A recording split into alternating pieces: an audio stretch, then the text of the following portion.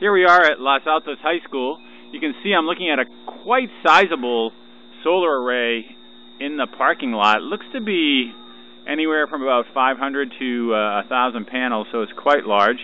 If I pan over here, I'm actually in this beautiful garden area, and you can see this is where the central inverters are housed. And quite a beautiful area, as I was saying. Nice garden. There's my son over there, right behind the end zone of the football field. But what's interesting here is if I walk up to this area, you'll hear this incredibly bothersome and annoying high-pitched sound coming from these central inverters. You kind of hear this dull hum, but above it this sort of sparking high-pitched sound. So listen in.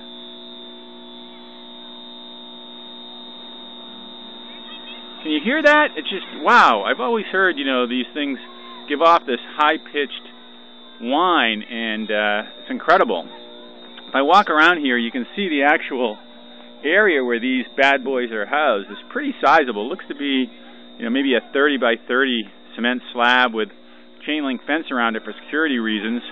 If I walk over here and we'll try to peer in, it's going to be hard to see some of this, but as I step up here and look in, you can see there's 1, 2, 3, it looks to be 4 these central inverters.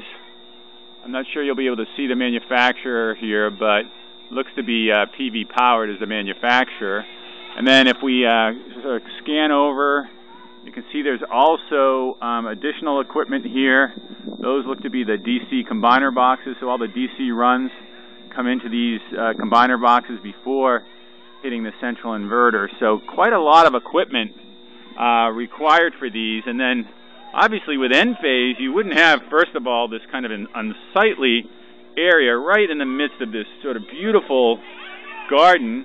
And the microinverters would obviously be located right underneath the solar panels, out of view, no high-pitched sound or whine, and it's so clearly the future.